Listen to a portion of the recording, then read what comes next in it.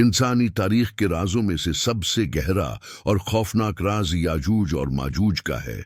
अक्सर लोग समझते हैं कि शायद ये कोई बलाई मखलूक हैं, कोई जिन्नत हैं या कोई अजनबी खलाई मखलूक हैं, मगर इस्लाम की तालीमात और मुस्तनिद अहादीस हमें बताती हैं कि ऐसा हरगिज नहीं है। यजूज और माजूज हजरत आदम की औलाद में से हैं। तारीखी रवायत के मुताबिक ये हजरत नूह के बेटे याफिस की नस्ल से हैं, यानी ये इंसान हैं हम जैसे गोशत पूस्त रखने वाले, लेकिन उनकी फितरत में वहशत, खूनरेजी और फसाद भरा हुआ है। इनकी तादाद इतनी ज्यादा है कि हम और आप उसका तसव्वुर भी नहीं कर सकते।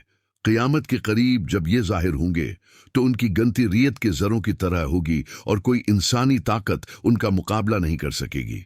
इस कहानी का बाकायदा आगाज कुरान मजीद की सूरह अल कहफ से होता है, जहां अल्लाह ताला ने एक अजीम बादशाह हजरत ज़ुल्करनैन का जिक्र किया है। ज़ुल्करनैन वो शख्सियत थे जिन्हें अल्लाह ने ज़मीन पर अख्तियार, ताकत और हर किस्म के असबाब अता किए थे। वो मशरिक से मगरिब तक का सफ़र करते थे ताकि ज़मीन पर इंसाफ कायम करे। अपने सफ़र के दौरान वो ज़मीन के मशरिकी हिस्से में एक ऐसी जगह पहुंचे जहां दो बुलंद पहाड़ थे। इन पहाड़ों के दरमियान एक घाटी थी जहां एक ऐसी कौम आबाद थी जिनकी ज़बान और रहन सहन बिल्कुल अलग था।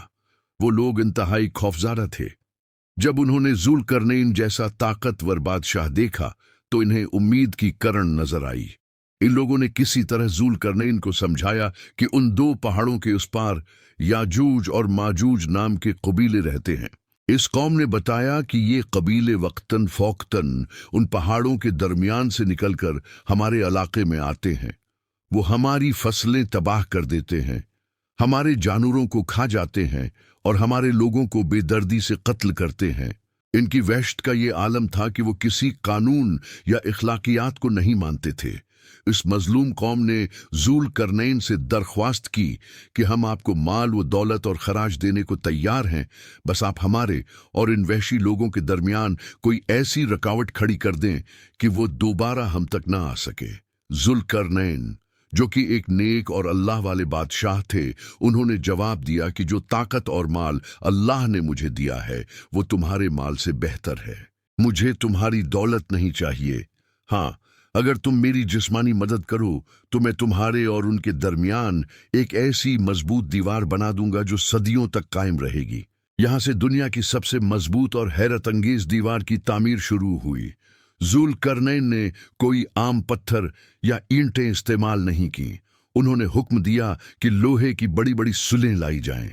इन लोहे के टुकड़ों को दो पहाड़ों के दरमियान इस वक्त तक चुना गया जब तक कि वो पहाड़ों की चोटी के बराबर ना हो गए। जब ये लोहे का ढांचा खड़ा हो गया तो ज़ुल्करनैन ने हुक्म दिया कि उसे आग से दहकाया जाए। लोगों ने धोंकनियों के जरिए आग जलाई, यहां तक कि वो लोहा आग की तरह सरख हो गया। जब लोहा तपकर लाल हो गया तो ज़ुल्करनैन ने आखिरी मरहला अंजाम दिया। उन्होंने पगला हुआ तांबा मंगवाया और उस गर्म लोहे के ऊपर डाल दिया। साइंस और इंजीनियरिंग का ये वो शाहकार था जिसे आज की टेक्नोलॉजी भी हैरत से देखती है। लोहा मजबूती के लिए था और तांबा उसे जंग से बचाने और ब्लॉक्स को आपस में जोड़कर याकजानी करने के लिए था। इस तरह वो दीवार तैयार हुई जो सदी ज़ुल्करनैन कहलाती है। कुरान गवाह है कि वो दीवार इतनी चकनी, सपाट और बुलंद थी कि याजूज माजूज न तो उसके ऊपर चढ़ सकते थे और न ही उसमें कोई सुराख कर सकते थे।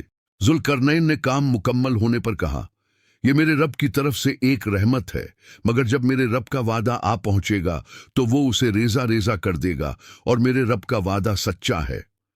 यानी ये दीवार हमेशा के लिए नहीं है बल्कि एक खास वक्त तक के लिए उन्हें रोके हुए है। अब सवाल ये पैदा होता है कि पिछले हजारों सालों से याजूज और माजूज वहां क्या कर रहे हैं? क्या वो खामोश हैं? हमें नबी करीम की अहादीस से पता चलता है कि वो खामोश नहीं हैं। वो हर रोज इस दीवार को खोदते हैं। वो सुबह से शाम तक मेहनत करते हैं और उसे काटने की कोशिश करते हैं। हदीस के मुताबिक वो खोदते खोदते दीवार के दूसरी तरफ इतने करीब हो जाते हैं कि उन्हें सूरज की रोशनी या करनें नजर आने लगती हैं। इस मौके पर उनका सरदार कहता है, बस करो, अब हम थक गए हैं, बाकी हिस्सा कल तोड़ेंगे। लेकिन वो इंशा अल्लाह कहना भूल जाते हैं। अल्लाह की कुदरत देखिए कि जब वो अगले दिन सुबह वापस आते हैं तो दीवार पहले से भी ज्यादा मजबूत और सख्त हो चुकी होती है, जैसे उसे कभी छुआ ही न गया हो। ये सिलसिला सदियों से चला आ रहा है और चलता रहेगा, लेकिन क़यामत के करीब वो दिन आएगा जब अल्लाह उनकी रहाई का फैसला फरमा लेगा। इस दिन वो हमेशा की तरह दीवार खोदेंगे और जब सूरज की किरण नजर आएगी तो उनका सरदार कहेगा, चलो वापस, कल इंशाअल्लाह हम उसे मुकम्मल तोड़ देंगे।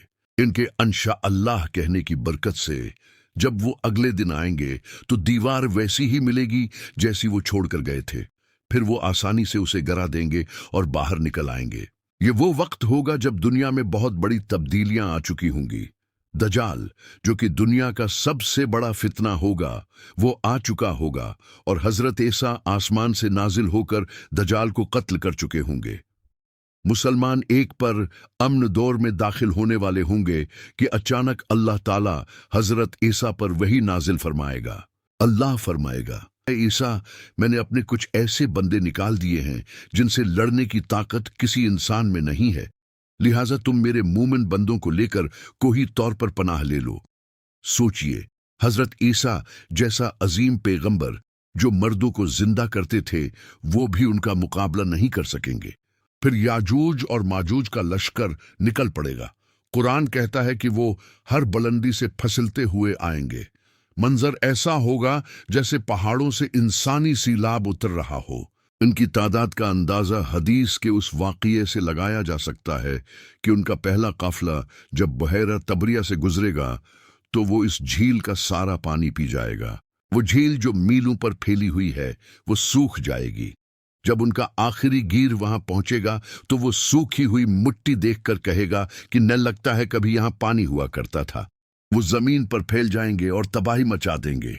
इंसान, जानवर, कीट, जो चीज उनके रास्ते में आएगी वो उसे खा जाएंगे या तबाह कर देंगे। इंसान अपने किलों और घरों में बंद हो जाएंगे। पूरी दुनिया पर उनका राज होगा। जमीन वालों को कत्ल और तबाह करने के बाद उनका तकब्बुर इस हद तक बढ़ जाएगा कि वो कहेंगे, हमने जमीन वालों को तो खत्म कर दिया, आओ अब आसमान वालों को कत्ल करें। ये अपनी बदबख्ती में अपने तीर और नेज़े आसमान की तरफ फेंकेंगे। अल्लाह ताला इनकी आजमाइश के लिए इन तीरों को खून आलूद वापस लौटाएगा। वो खून लगा हुआ देखकर खुशी से नाचेंगे कि हमने आसमान वालों को भी मार दिया। दूसरी तरफ कोहे तौर पर हजरत ईसा और उनके साथी सख्त मुश्किल में होंगे। मुहासरा इतना लंबा हो जाएगा कि उनके पास खाने पीने की अशिया खत्म होने लगेंगी। हालत ये होगी कि एक गाय का सर उनके लिए 100 दीनार से ज्यादा कीमती होगा। इस वक्त की भूख और बेबसी का आलम सिर्फ अल्लाह जानता है। जब सब इसबाब खत्म हो जाएंगे तो हजरत ईसा और उनके साथी अल्लाह के हुजूर गड़गड़ाएंगे और दुआ करेंगे। वो अल्लाह से मदद मांगेंगे क्योंकि अब कोई इंसानी ताकत बची ही नहीं होगी। अल्लाह तआला अपने महबूब नबी की दुआ कबूल फरमाएगा, मगर इन जालिम और ताकतूर कौमों को मारने के लिए अल्लाह कोई फरिश्ता या बड़ा लश्कर नहीं भेजेगा, बल्कि अल्लाह अपनी अदनासी मखलूक एक कीड़े को भेजेगा जिसे नग़्फ कहा जाता है। ये कीड़े याजूज और माजूज की गर्दनों में पैदा होंगे। इस छोटी सी मखलूक के हमले से वो सब के सब अरबों खरबों की तादाद में एक ही रात में मर जाएंगे। सुबह के वक्त वो सब जमीन पर मुर्दा पड़े होंगे, जैसे कि एक ही शख्स की जान निकाली गई हो। उनकी चीखें खामोश हो जाएंगी और जमीन पर सुनाटा छा जाएगा। हजरत ईसा और उनके साथी जब महसूस करेंगे कि शोर खत्म हो गया है तो वो एक शख्स को हालात का जायजा लेने के लिए नीचे भेजेंगे। वो शख्स देखेगा कि हर तरफ लाशें ही लाशें हैं। वो वापस आकर खुशखबरी सुनाएगा कि अल्लाह ने दुश्मन को हलाक कर दिया है। हजरत ईसा अपने साथियों के साथ नीचे उतरेंगे, मगर जमीन पर पांव रखने की जगह भी नहीं होगी, क्योंकि हर तरफ सड़ी हुई लाशें बिखरी होंगी। इन लाशों की बदबू इतनी शदीद होगी कि सांस लेना मुश्किल हो जाएगा। पूरा माहौल ताफन से भर जाएगा। इस नई मुसीबत से निजात के लिए हजरत ईसा फिर अल्लाह से दुआ करेंगे। अल्लाह ताला इस बार बख्ती ऊंटों की गर्दनों जितने बड़े परंदे भेजेगा। वो परंदे आएंगे और इन तमाम लाशों को उठाकर वहां फेंक देंगे जहां अल्लाह का हुक्म होगा। زمین لاشوں سے تو خالی ہو جائے گی، لیکن بدبو اور گندگی باقی رہے گی۔ پھر اللہ تعالیٰ آسمان سے ایک ایسی بارش برسائے گا جو ہر کچی اور پکی گھر پر برسے گی۔ یہ بارش پوری زمین کو دھو ڈالے گی، یہاں تک کہ زمین شیشے یا چاندی کی طرح صاف اور شفاف ہو جائے گی۔ دودھ میں اتنی برکت ہوگی کہ ایک ونٹنی کا دودھ پورے قبیلے کے لیے کافی ہوگا۔ دشمنی، حسد اور بغض لوگوں کے دلوں سے نکل جائے گا، یہاں تک کہ شیر اور بکریاں ایک ساتھ چریں گی، کوئی کسی کو نقصان نہیں پہنچائے گا۔ یہ کہانی جو صدیوں پہلے شروع ہوئی تھی اس خوبصورت انجام پر ختم ہوگی۔ لیکن دوستو، یاجوج ماجوج کا واقعہ صرف ایک کہانی نہیں ہے، یہ ہم سب کے لیے ایک وارننگ ہے۔ یہ ہمیں بتاتا ہے کہ انسان کتنا ہی طاقتور کیوں نہ ہو جائے، چاہے وہ پہاڑوں کو کاٹ لے یا دنیا کو فتح کر لے، اللہ کی قدرت کے آگے وہ بے بس ہے۔ وہ دیوار جو آج انہیں روکے ہوئے ہے، وہ صرف اللہ کے حکم کی وجہ سے قائم ہے، اور وہ دن دور نہیں جب وہ ٹوٹے گی۔ اس واقعے سے ہمیں یہ سبق ملتا ہے کہ اصل طاقت اللہ کی ہے۔ جب فتنے آئیں گے تو بچاؤ صرف اللہ کی پناہ میں ہوگا، جیسے حضرت عیسیٰ نے دعا کا سہارا لیا۔ ہمیں چاہیے کہ ہم اپنی زندگیاں اللہ کے حکم کے مطابق گزاریں، تاکہ جب ایسے فتنے ظاہر ہوں تو ہمارا ایمان محفوظ رہے اور ہم اللہ کی حفاظت میں ہوں۔ اللہ ہم سب کو دجال اور یاجوج ماجوج کے فتنوں سے محفوظ رکھے اور ہمارا خاتمہ ایمان پر فرمائے۔ آمین۔